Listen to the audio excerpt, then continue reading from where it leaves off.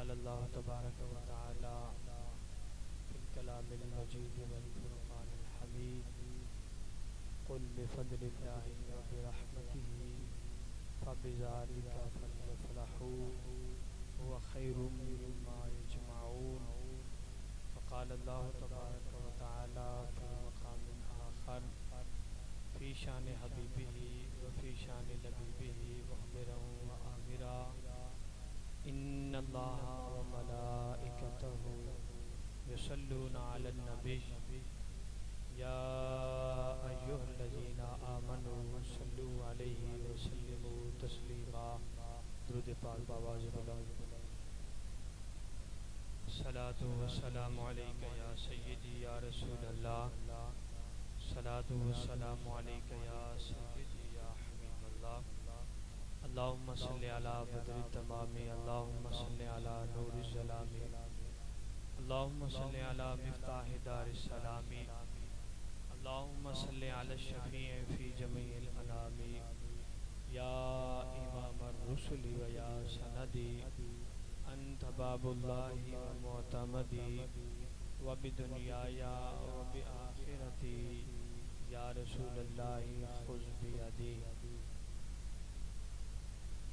اللہ جل جلالہ و اما نوالہ و اعظم شانہ و اتم برہانہ کی حمد و ثنا کے بعد حضور سرور کائنات مفخر موجودات زینت بزم کائنات دستگیر جہاں سید السروراں حامی بھی کساں والی دو جہاں قائد المرسلین رحمت للعالمین احمد مجتبی جناب محمد مصطفیٰ صلی اللہ علیہ وآلہ وسلم کی ذات والا ببرکات پر ہدیہ درود و سلام پیش کرنے کے بعد مالک ارض و سما سے دعا ہے کہ رب العزت ہم سب کو نبی مکرم شفیع معظم شاہ آدم و بنی آدم نبی محتشم صلی اللہ علیہ وآلہ وسلم کے ساتھ سچی اور پکی محبت نصیب فرمائے اور باری تعالی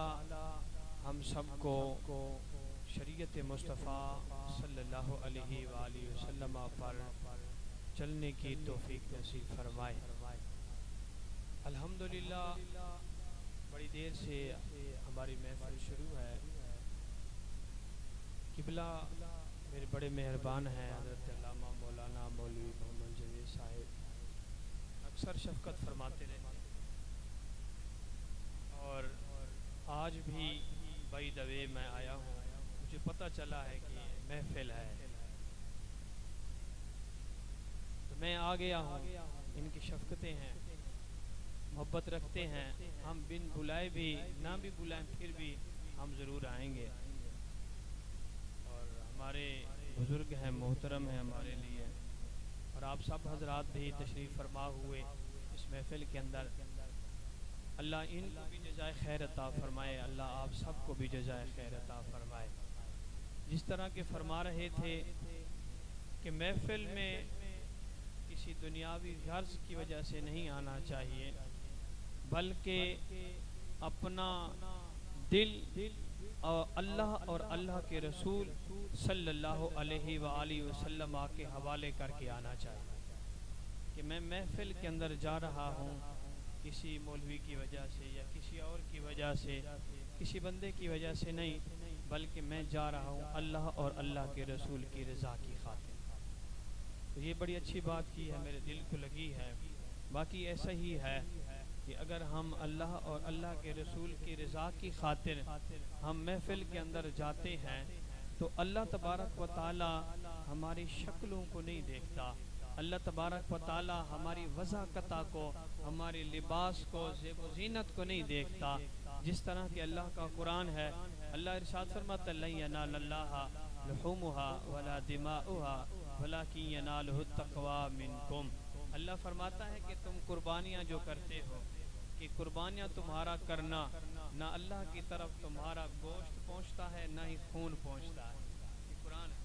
لَن يَنَالَ اللَّهَ لُحُومُهَا وَلَا دِمَاؤُهَا، اللہ کی طرف تمہارا خون بھی نہیں پہنچتا جو تم قربانیاں کرتے ہو عید قربان پہ، اور نہ ہی ان کا خون، نہ ہی ان کا گوشت کچھ نہیں پہنچتا، وَلَٰكِن يَنَالُهُ التَّقْوَىٰ مِنْكُمْ، لیکن جو تمہارا تقوی ہے، جو تمہارے دل کا اخلاص ہے، جو تمہارے دل کی محبت ہے اللہ اور اللہ کے رسول کے ساتھ، وہ اللہ تک ضرور پہنچ جاتی ہے۔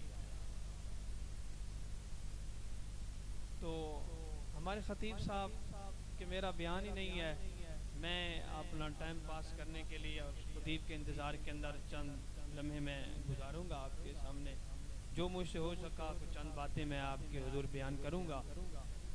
رب کریم نے قرآن مجید برہان رشید کے اندر ارشاد فرمایا، قُلْ بِفَضْلِ اللَّهِ وَبِرَحْمَتِهِ فَبِذَلِكَ فَلْيَفْرَحُوا، اے محبوب فرما دو کہ جب اللہ تعالیٰ کی طرف سے تمہیں فضل ملے اور اللہ کی طرف سے تمہیں کوئی رحمت ملے، فَبِذَلِكَ فَلْيَفْرَحُوا، تو اسی پر تمہیں چاہیے کہ خوشی کرو۔ تو نبی کریم صلی اللہ علیہ وآلہ وسلم اللہ تعالیٰ کی طرف سے فضل بھی ہیں اور رحمت بھی ہیں اور برکت بھی ہیں، اور حضور سے بڑھ کر اور کون فضیلت والا ہو سکتا ہے، اور حضور سے بڑھ کر کون رحمت والا ہو سکتا ہے؟ ساری کی ساری فضیلتیں زمانے کی رب ذوالجلال نے بنائی ہی میرے حضور کے صدقے سے ہیں۔ جس کو فضیلت ملی، جس کو مقام ملا، جس کو عہدہ ملا، جس کو جاؤ حشمت ملا، سارا کا سارا ملا ہی میرے حضور کے صدقے سے ہے۔ اور حضور رحمت للعالمین ہے۔ اللہ فرماتا ہے وَمَا أَرْسَلْنَاكَ إِلَّا رَحْمَةً لِلْعَالَمِينَ، اللہ نے فرمایا کہ اے محبوب ہم نے آپ کو تمام جہانوں کے لیے رحمت بنا کر بھیجا۔ حضور فضل بھی ہیں اللہ کی طرف سے، حضور رحمت بھی ہیں۔ اگر اسی پہ ہی بات چھیڑی جائے بڑی لمبی چوڑی چلی جائے گی کہ نبی کریم صلی اللہ علیہ وآلہ وسلم فضل کیسے ہیں، اور حضور نبی کریم صلی اللہ علیہ وآلہ وسلم رحمت کیسے ہیں۔ سب سے مقدم جو بات ہے کہ حضور سید عالم صلی اللہ علیہ وآلہ وسلم فضل اسی وجہ سے ہے کہ اگر حضور نہ ہوتے تو کچھ بھی نہ ہوتا۔ قصہ مختصر، اگر حضور نہ ہوتے تو کچھ بھی نہ ہوتا۔ یہ شمس و قمر، یہ شجر و حجر، حیوانات، نباتات، جمادات، یہ سارے کے سارے کچھ بھی نہ ہوتا، یہ ہیں حضور کے فضل ہی سے۔ یہ جان جہان جو کچھ بھی ملا ہے یہ حضور ہی کے فضل کی وجہ سے ہے۔ اگر حضور نہ ہوتے تو کچھ بھی نہ ہوتا۔ پھر حضور نبی کریم صلی اللہ علیہ وآلہ وسلم رحمت بھی ہیں کہ آقا کریم صلی اللہ علیہ وآلہ وسلم رحمت ہی تو ہیں کہ جن کی رحمت کے تصدق سے رب کریم نے ہم پر بھی اپنی مہربانی فرمائی۔ ان کی یہ رحمت تو ہے کہ اللہ تبارک و تعالی نے محبوب کبریا صلی اللہ علیہ وآلہ وسلم کے رحمت کے تصدق سے اور آپ کی مہربانی سے اللہ تعالی نے ہمیں ایمان کی دولت سے سرفراز فرمایا۔ اگر حضور چاہتے تو عرب کے جو لوگ تھے، مکے کے لوگ جو تھے بڑے سخت تھے، بہت زیادہ سخت تھے، اور اتنے زیادہ سخت سے کہ تمہاری سوچ ہے کہ بہت زیادہ سخت تھے، جن کو اللہ نے قرآن کے اندر بیان فرمایا الاعراب اشد کفر و نفاقا۔ اللہ تعالیٰ نے فرمایا تم جانتے نہیں ہو جو عربی لوگ ہیں نا، بدوی لوگ، فرمایا وہ کفر اور منافقت کے اندر بہت زیادہ سخت ہیں۔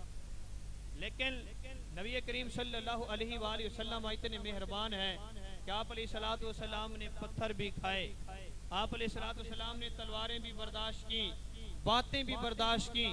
کسی نے کہا جادوگر آئے، کسی نے کہا کیا آئے، کسی نے کہا کیا آئے، لیکن میرے آقا کریم صلی اللہ علیہ وسلم نے کسی کو کچھ نہیں کہا، اور فرشتے آتے رہے، جبریل امین آتے رہے، آقا اگر حکم ہو نا زمین نیچے والی کو اوپر کر دے، اوپر والی کو نیچے کر دے۔ میرے حضور نے فرمایا نہیں فرشتے تمہیں پتہ نہیں ہے، اللہ نے جو اعلان فرمایا ہے وَمَا أَرْسَلْنَاكَ إِلَّا رَحْمَةً لِلْعَالَمِينَ، کہ اے محبوب ہم نے آپ کو تمام جہانوں کے لیے رحمت بنا کر بھیجا ہے، میں رحمت بن کے آیا ہوں، میں زحمت بن کے کسی کے لیے نہیں آیا۔ میرے حضور نے کبھی کسی کے لیے بد دعا نہیں، کبھی کسی کے لیے بد دعا نہیں فرمائی۔ حضرت سیدنا ابراہیم علیہ نبینا علیہ الصلوۃ والسلام آپ کو بھی معراج ہوا، اور وہ معراج آپ کو اللہ تبارک و تعالیٰ نے کروایا، وہ معراج سارے کے سارے منامی تھے۔ ابراہیم علیہ الصلوۃ والسلام جب آپ نے پرواز کی اللہ کی طرف، تو ابراہیم علیہ الصلوۃ والسلام نے دیکھا کہ کوئی چوری کے اندر ملوث ہے۔ آپ نے بد دعا کی، مالک و مولا اسے ہلاک کر دے، چوری کالا ہے۔ کسی کو بدکاری کے اندر پایا کہ مالک اسے ہلاک کر دے، کسی کو کسی بدکاری کے اندر، کسی کو کسی گناہ کے اندر۔ ابراہیم علیہ السلام مسلسل کہتے رہے مالک اسے بھی تباہ کر دے، اسے بھی ہلاک کر دے۔ آخر کار جب ابراہیم علیہ السلام نے مختلف قسم کے لوگوں کے لیے بد دعا کی، پھر رب کریم نے خود ہی فرما دیا اے میرے ابراہیم رک جائیں، آپ میرے بندوں کے لیے بد دعا نہ کریں۔ میرے بندوں کے کئی حالات ہوتے ہیں، کبھی یہ گناہ کرتے ہیں، کبھی مجھ سے معافی بھی مانگنے لگ جاتے ہیں، کبھی گناہ کرتے ہیں لیکن کبھی معافی بھی مانگنے لگ جاتے ہیں۔ میں مہربان اتنا زیادہ ہوں، جب معافی مانگنے پہ آئیں پھر میں بخشنے میں دیر نہیں کرتا۔ تو نبی کریم صلی اللہ علیہ وآلہ وسلم ہم میلاد کی محفل سجاتے ہیں اس وجہ سے کہ ہمارے حضور آتے ہیں۔ نبی کریم صلی اللہ علیہ وآلہ وسلم کی تشریف آوری کی وجہ سے ہمیں ایمان ملا، آپ کی تشریف آوری سے ہمیں جان ملی، آپ کی تشریف آوری سے ہمیں ساری کی ساری عزتیں ملی۔ ہم تو وہ ذلیل لوگ تھے، ہم تو کس گمراہی کے دل کے اندر پھنسے ہوئے تھے، ہم تو اپنی بچیوں کو زندہ درگور کرنے والے تھے۔ ہمارے اندر تو نہ ماں کی تمیز تھی، نہ بہن کی تمیز تھی، اور نہ ہی بیٹی کی تمیز تھی۔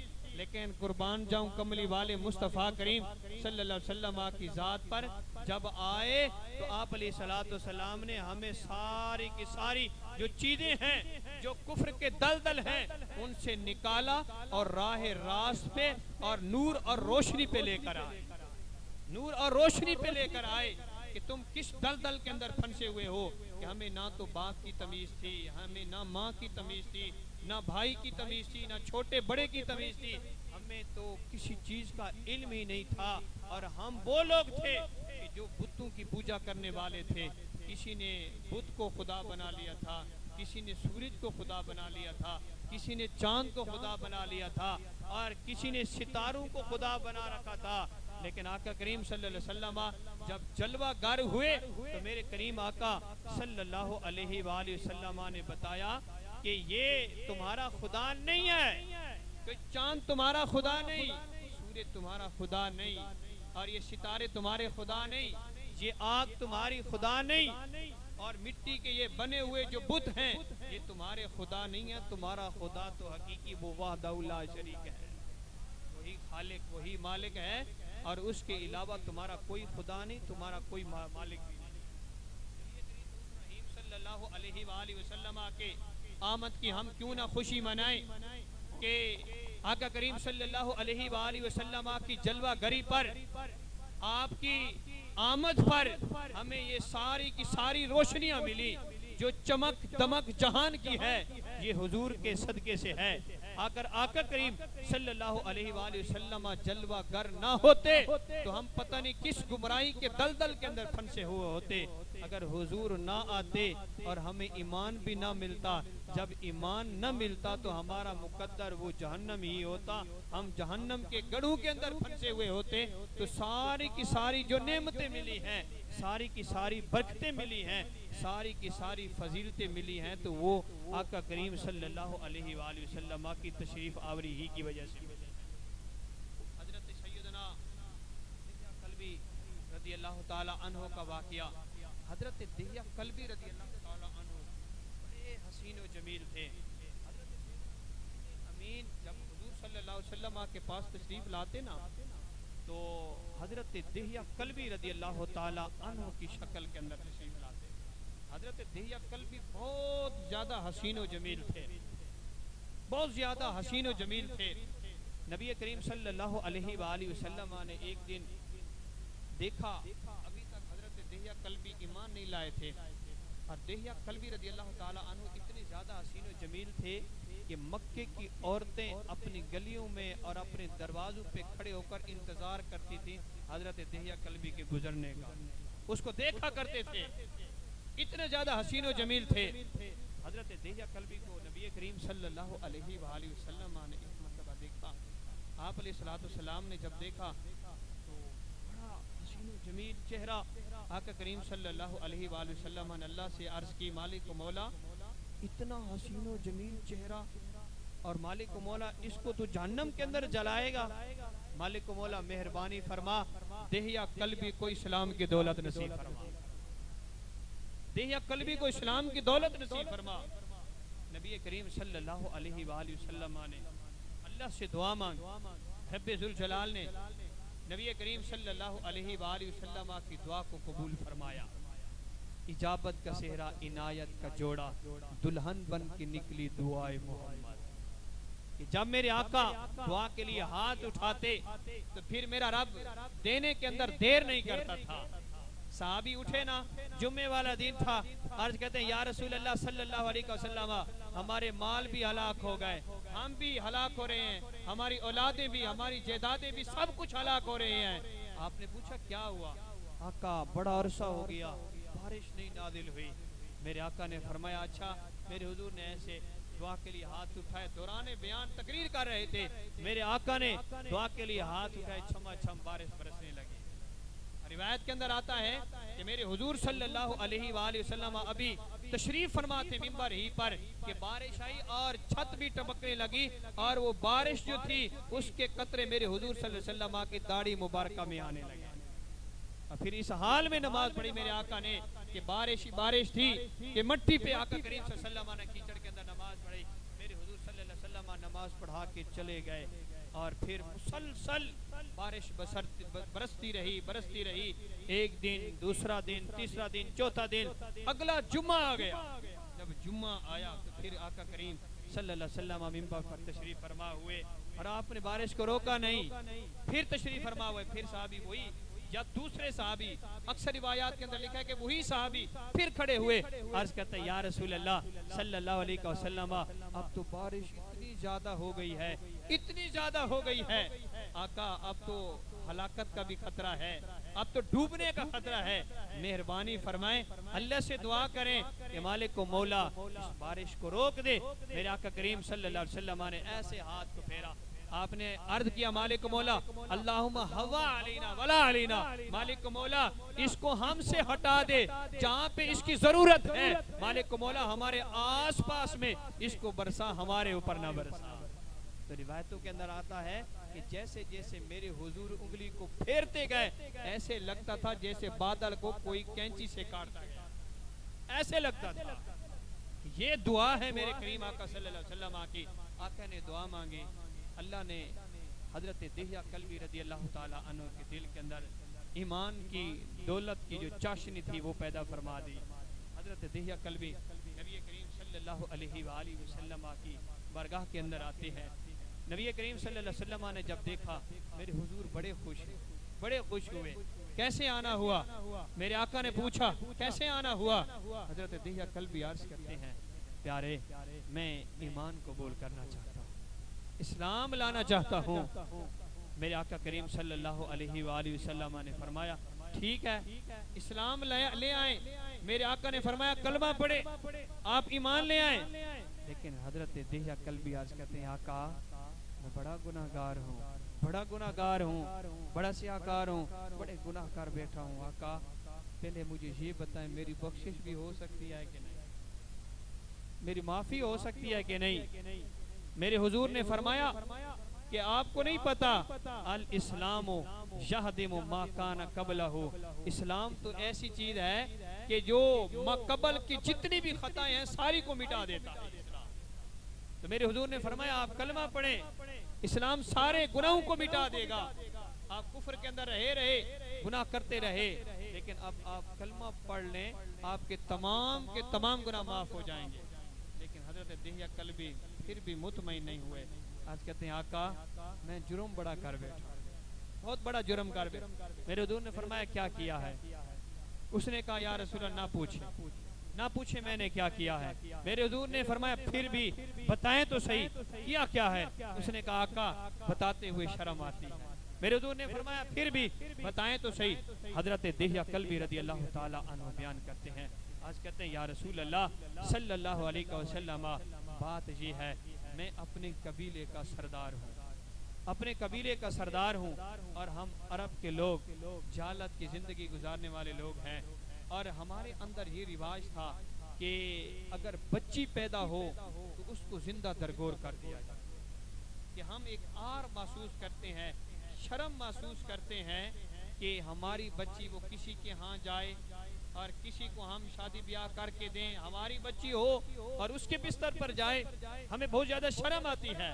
آقا ہم نے اسی وجہ سے ہم اپنی بچیوں کو زندہ درگور کر دیتے ہیں۔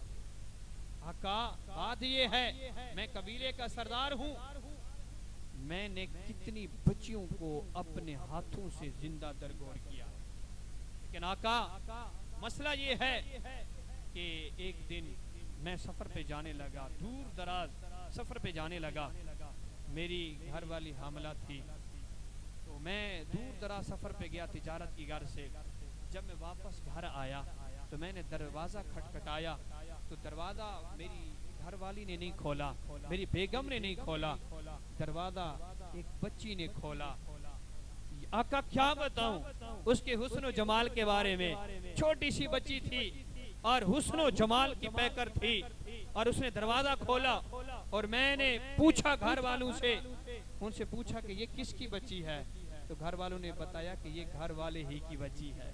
آقا بڑی حسین و جمیل تھی، چھوٹی سی ننھی پری تھی، میں نے اس کو اٹھایا اور پیار دیا، چوما، گلے سے لگایا۔ آقا گھر والوں سے میں نے پوچھا کہ ہمارا تو رواج ہے زندہ درگور کرنے کا، تم نے زندہ درگور کیوں نہیں کیا؟ اس نے کہا دہیہ کلبی بات یہ ہے آپ کی بچی جب پیدا ہوئی نا بڑی حسین و جمیل تھی، میرا دل نہیں کرتا تھا کہ میں اسے زندہ درگور کروں، میرا دل نہیں کرتا تھا میں اسے زندہ درگور کروں۔ تو فرماتے ہیں میں نے اسے کہا کہ بات یہ ہے کہ میں قبیلے کا سردار ہوں اور اپنے ہاتھوں سے کتنی بچیوں کو زندہ درگور کر بیٹھا ہوں، اگر آج میں اپنی بچی کو زندہ درگور نہیں کرتا تو یہ کیا کہیں گے قبیلے والے، ہماری بچیوں کو اپنے ہاتھ سے تم نے زندہ درگور کیا، جب اپنی باری آئی تو اپنی بچی کو زندہ درگور نہیں کیا۔ آخرکار آقا کیا ہوا؟ میرے حضور سنتے جا رہے ہیں، آخرکار دہیہ کلبی عرض کرتے ہیں آقا میں نے گھر والوں سے کہا کہ اس کی تیاری کروائیں، ہم کہیں جاتے ہیں اور ہم نے کہیں دعوت پہ جانا ہے۔ عرصہ گزرتا گیا، عرصے کے بعد میں نے ان کو کہا کہ اس کی تیاری کروائیں کہ ہم نے کہیں دعوت پہ جانا ہے، اور میں نے اس بچی کو ساتھ لیا، اور ساتھ لے کر میں نے جو میرے پاس کئی وغیرہ تھی، بیلچہ جو بھی تھا اوزار وہ بھی اٹھایا، میں اس بچی کو لے کر چلا۔ آقا کیا بتاؤں وہ بچی میرے آگے بھی دوڑتی تھی، پیچھے بھی دوڑتی تھی، دائیں بھی بائیں بھی، اور میرا ہاتھ پکڑتی تھی، پاپا جان مجھے کہاں لے کے جا رہے ہیں؟ آج مجھے میرے نانا حال لے کے جا رہے ہیں، پاپا جان مجھے کھلونے بھی لے کر دیں گے۔ اس طرح چلتے چلتے چلتے چلتے آقا میں اس کی باتیں سنتا گیا، آخرکار ایک ویرانے کے اندر ہم پہنچے۔ جب ویرانے کے اندر پہنچے حضرت دہیہ کلبی عرض کرتے ہیں یا رسول اللہ صلی اللہ علیہ وسلم، جب ویرانے کے اندر ہم پہنچے، ویرانے کے اندر جو ہی ہم پہنچے، ویرانے کے اندر جا کر میں نے گڑا کھودنا شروع کر دیا۔ آقا کیا بتاؤں جب گڑا میں کھود رہا تھا وہ بچی توڑ کر آتی تھی اور میرے چہرے سے پسینے کو صاف کرتی تھی، کہتی تھی بابا جان کیا وجہ اتنی سخت مشقت کر رہے ہیں، بابا جان اس کام کو چھوڑ دیں، کیا کر رہے ہیں بابا جان، آپ کے چہرے پر پسینہ آ گیا ہے، آپ کے جسم پر پسینہ آ گیا ہے، آپ مٹی مٹی ہو گئے ہیں، بابا جان یہ کیا کر رہے ہیں، یہ کیا کام کر رہے ہیں؟ لیکن آقا حضور مجھے ذرا بر ترس بھی نہیں آیا، میں مسلسل گڑا کھودتا رہا، مسلسل گڑا کھودتا رہا، مسلسل گڑا کھودتا رہا، آخرکار وہ حد آ گئی کہ جہاں پر میں نے اسے زندہ درگور کرنا تھا اس بچی کو میں نے پکڑا، اور اس بچی کو پکڑ کر جب میں نے اس گندے گڑے کے اندر ڈالنا چاہا وہ بچی اپنے زبان حال سے پکانے لگی، کہتی ہے بابا جان ایک مرتبہ مجھے چھوڑ دے، دے کبھی تیرے گھر کا رخ بھی نہیں کروں گی. میرے بابا جان ایک مرتبہ مجھے چھوڑ دے. مجھے نہیں پتا تھا کہ عرب کے اتنے ظالم لوگ ہیں. بابا جان مجھے نہیں پتا تھا تیرے آنے سے مجھے اتنی زحمت پڑے گی. بابا جان ایک مرتبہ مجھے چھوڑ دے, کبھی تیرے گھر کا کھانا بھی نہیں کہوں گی. بابا جان کبھی تم سے روٹی بھی طلب نہیں کروں گی. ایک مرتبہ مجھے چھوڑ دے.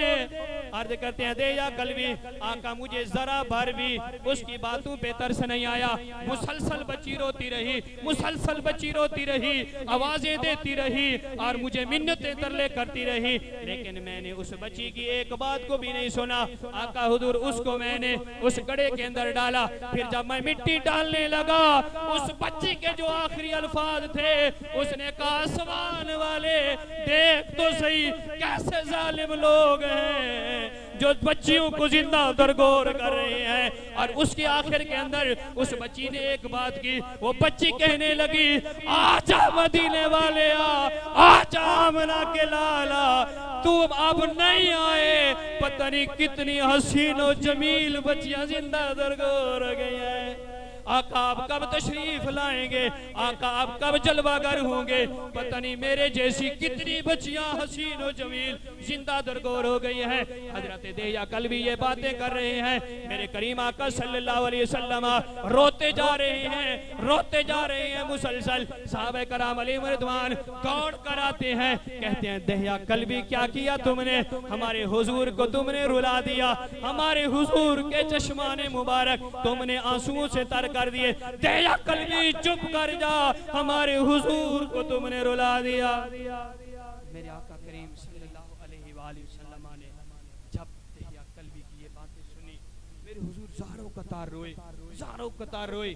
آقا کریم صلی اللہ علیہ وآلہ وسلم جب دہیا قلبی خاموش ہو گئے, پھر میرے حضور فرماتے تھے دہیا قلبی بتاؤ تو صحیح وہ بچی کیا کہتی تھی. پھر دہیا قلبی شروع ہو جاتے, پھر میرے نبی رونا شروع کر دیتے. پھر جب بھی آقا کریم صلی اللہ علیہ وسلم کو وہ بات یاد آتی, پھر فرماتے دہیا قلبی سناؤ تو صحیح بچی کیا کہتی تھی. تو دہیا قلبی پھر شروع ہو جاتے تھے. مسلسل میرے کریم آقا صلی اللہ علیہ وآلہ وسلم روتے رہے اور فرماتے ہیں دہیا قلبی ذرا بر احساس نہیں ہوا تجھے, ذرا بر احساس نہیں ہوا, شرم نہیں آیا تجھے.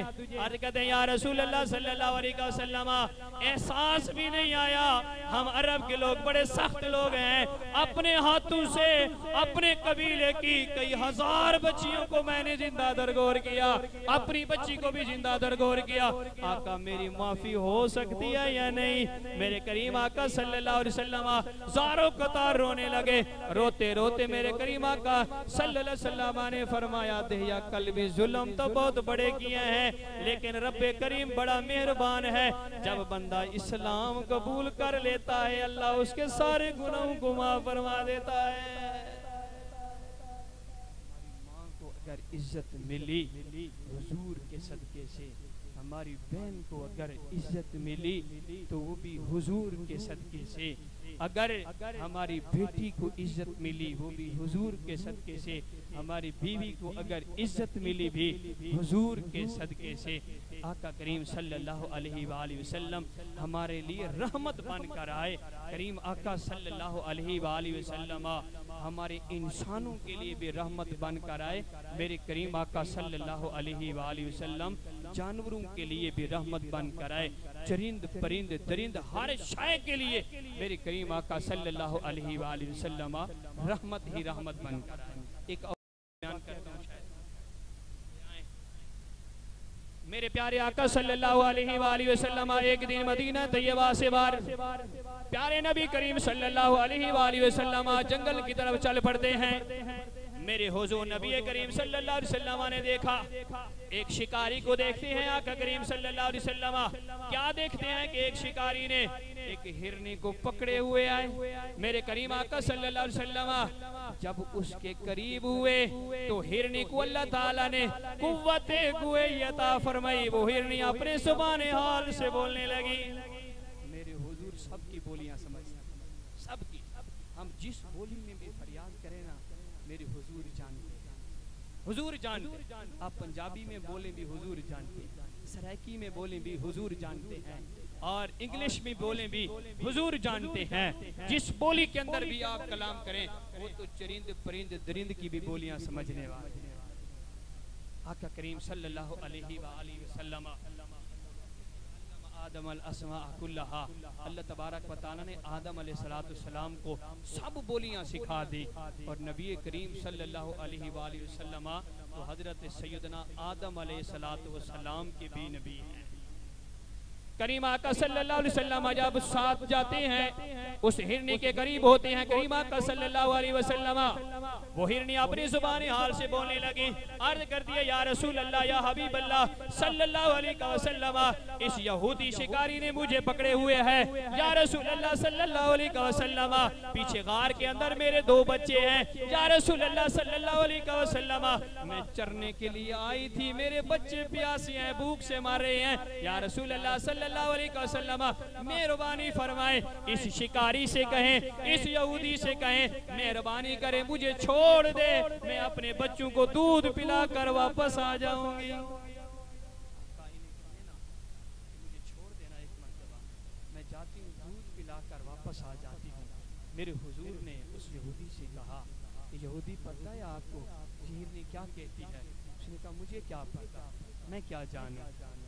میرے حضور تو وہ ہیں کہ جو اشارہ کریں بلکہ اشارہ بھی نہ کریں، نظر کرم فرمائیں تو اگلے کافر کی مٹھی کے اندر پتھر بھی بول اٹھتے ہیں. ابو جہل کے بیٹے ہیں نا اکرمہ، حضرت اکرمہ اسلام لائے، تو اس نے کہا تھا نا کنکر اپنے مٹھی کے اندر ڈال کر کہ میں ایمان نہیں لاؤں گا، لیکن آپ بتائیں، یہ اگر بتا دیتے ہیں کہ میری مٹھی کے اندر کیا ہے، اگر آپ بتا دیں گے میری مٹھی کے اندر کیا ہے تو میں ایمان لے آؤں. میرے حضور نے فرمایا میں بتاؤں یا وہ بتائے جو تیری مٹھی کے اندر ہے؟ اس نے کہا یہ تو بڑی اعلیٰ بات ہے، وہ بتا دے.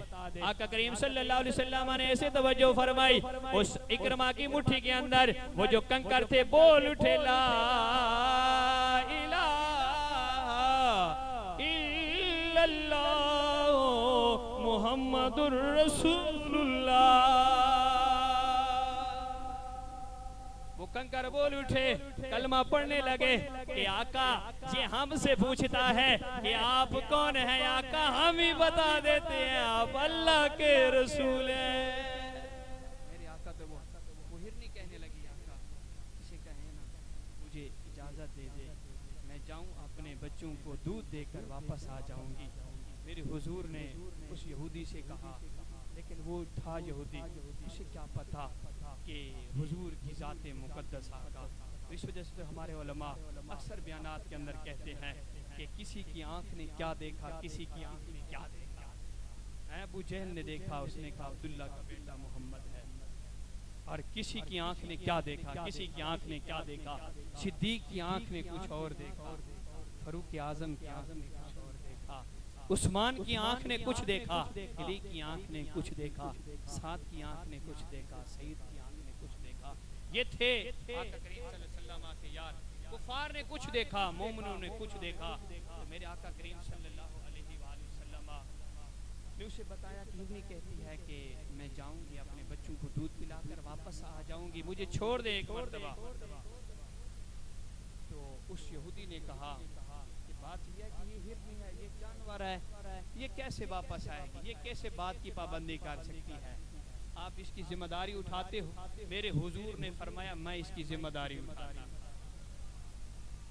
میرے حضور نے فرمایا میں اس کی ذمہ داری. ہمارے حضور جو ہے نا قیامت والے دن بھی ہماری ذمہ داری اٹھائیں گے. جب اللہ فرمائے گا نا وَامْتَازُوا الْيَوْمَ أَيُّهَا الْمُجْرِمُونَ، اللہ تعالیٰ قیامت والے دن فرمائے گا آج سارے کے سارے مجرم الگ ہو جاؤ، نیکوکار الگ ہو جاؤ، مجرم الگ ہو جاؤ. اس وقت اللہ تعالیٰ فرمائے گا اے میرے حبیب صلی اللہ علیہ وسلم آپ بتاؤ کن کو چننا چاہتے ہو؟ سب انبیاء کو اللہ تبارک و تعالیٰ اختیار دے گا، کس کو اختیار کرنا چاہتے ہو؟ انبیاء کرام علیہ السلام عرض کریں گے مالک مولا نیکوکار سارے ہمارے، گناہگار سارے کے سارے تیرے.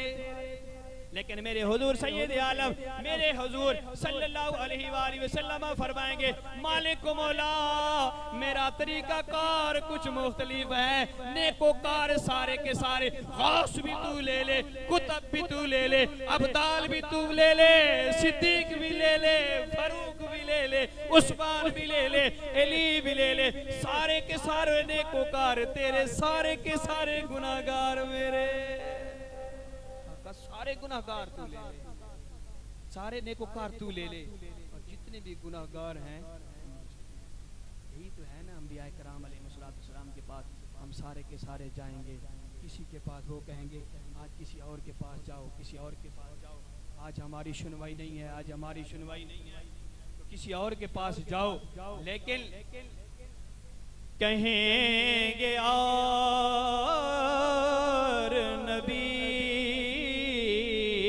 اذهبوا